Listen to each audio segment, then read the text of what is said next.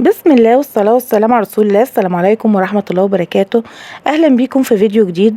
النهاردة هاخدكم معايا في جولة مختلفة تماما في مكان من أجمل وأرقى الأماكن اللي ممكن تزوروها. احنا هنا النهاردة رايحين بورتو جولف. المكان ده مش بس معمول للترفيه، لا ده تجربة كاملة. من أول ما بتدخلوا بتحسوا انكم في أجواء راقية مبهجة، هتلاقوا فيه كل حاجة بتدوروا عليها، سواء عايزين تستمتعوا بالجو والمناظر حتى الأكل والخدمة. خليكم معايا لاخر الفيديو عشان انا هوريكم كل التفاصيل هتخليكم تحطوا المكان ده في قائمه ان انتوا لازم تروحوه قريب جدا. دلوقتي احنا في الاكوا زي ما انتوا شايفين كده. الشاليهات في 3 اماكن، سواء شاليهات بتطل على الاكوا، في بيطل على الجناين والبول، في كمان عندنا اللي بيطل على المشايه. احنا هنا في الاكوا، المكان دوت جميل جدا وهادي، واحنا في الشاليه موجودين. بتبقى شايف ولادك وهم موجودين، عايز تنزل تحت في قاعدة كويسة جدا وجميلة. المنظر رائع من فوق زي ما انتوا شايفين كده. وبعدين في حاجة تانية، احنا هنا كل شاليه او كل حوالي شاليهين ليهم مكان مخصص ليهم ان اولادهم ينزلوا البول بتاعه. وبعد كده الاكوا زي ما انتوا هتشوفوا البعيد ديت احنا هنروحها وهتشوفوها بالتفصيل معانا. دلوقتي هنا انا كنت قبل كده نزلت المارسيليا بيتش 4. زي ما انتوا شايفين كانت موجودة فيها بيتش، لكن هنا مفيش شاطئ هنروحه. لكن في الاكوا عاملين حاجات جديدة، في رمل وكأنك موجود في شاطئ. لكن لو احنا المكان دوت في بورتو جولف عايزين نروح شاطئ، بيبقى بره، بنطلع عند العلمين الشاطئ هناك. لكن المكان ده زي ما انا قلت جواه، يا اما بنروح الاكوا، يا اما عايزين ننزل ميه بول للاطفال، يا اما بنروح المشايه وهنشوف كل حاجه على الطبيعه، وهنشوف كمان الشقق عامله ازاي هناك، الايجار، الاسعار، كل حاجه هقولها لكم في الفيديو ده. تابعوا معايا وهتشوفوا للاخر. دلوقتي احنا هنا دخلنا بقى الاكوا من الباب بتاعها المخصص بتاعها، كبيره جدا فيها كل الالعاب اللي موجوده في اي مكان واللي هتتخيلوها. كمان زي ما انتوا شايفين رمل كأن احنا رايحين الشط.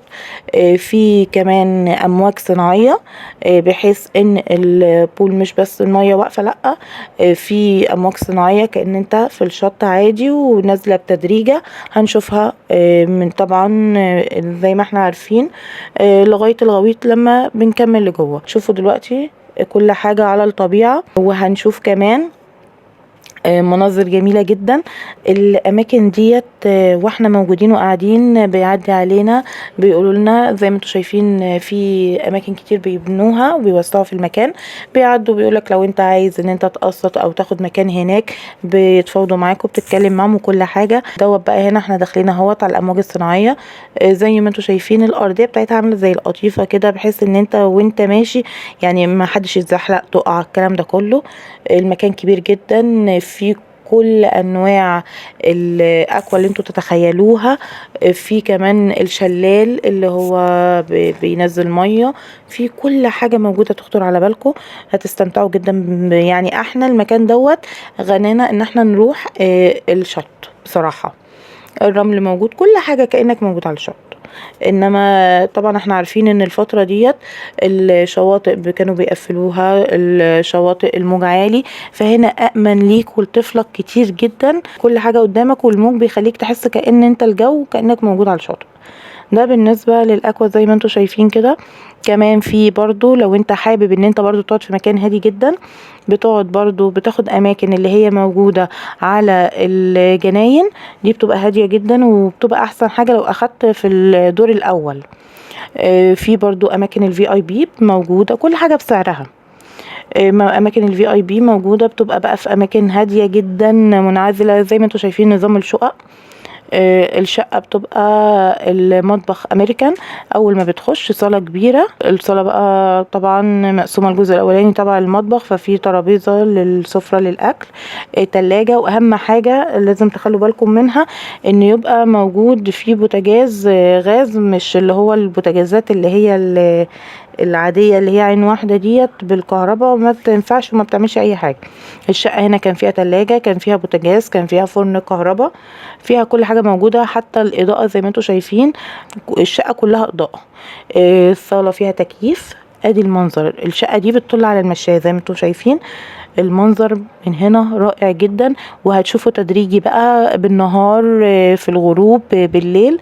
وبرده في هنا بول الاطفال ينزلوا، كل مكان موجود في بول الاطفال ينزلوا وتبقى موجود وشايفهم وانت موجود في المكان من غير ما تنزل معاهم. هنا الصاله بنخش على منها على الاوضه، ديت اول اوضه موجوده معانا، وفيها برضو تكييف، سريرين، دولاب، كل مشتملاتها. وفي حمام، الحمام دوت زي ما انتم شايفين كده، وفي بانيو اللي هو بانيو ادم الصغير.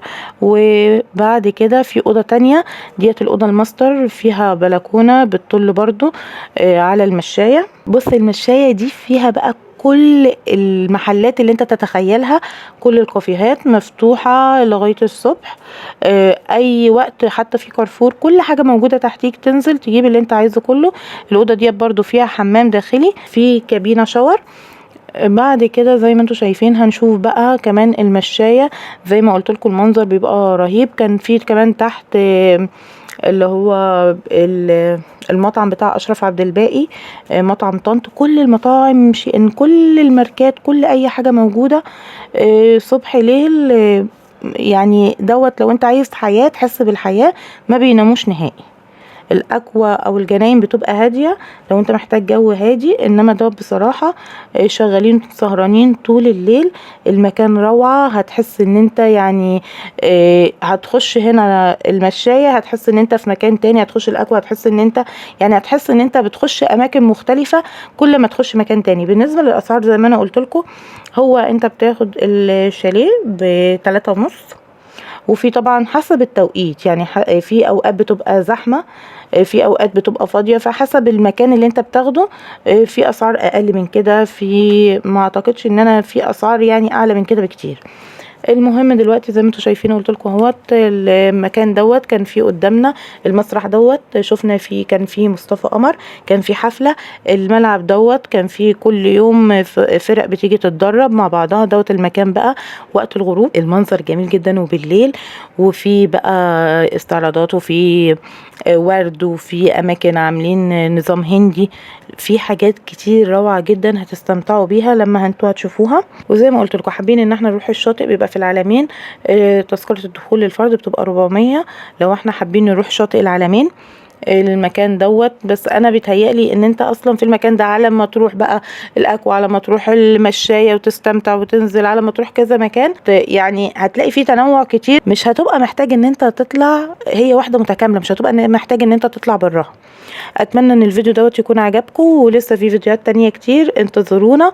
وفعلا فعلا فعلا انا رحت كذا مكان في بورتو جولف، الاسعار مناسبة جدا، حلوة بالنسبة للمكان والجودة وكل حاجة. حتى في كارفور اللي تحت الاسعار اللي موجودة فيه مش الاسعار المغالى فيها. فاتمنى ان انتوا الفيديو يعجبكم، وما تنسوناش باللايك والشير، والسلام عليكم ورحمة الله وبركاته.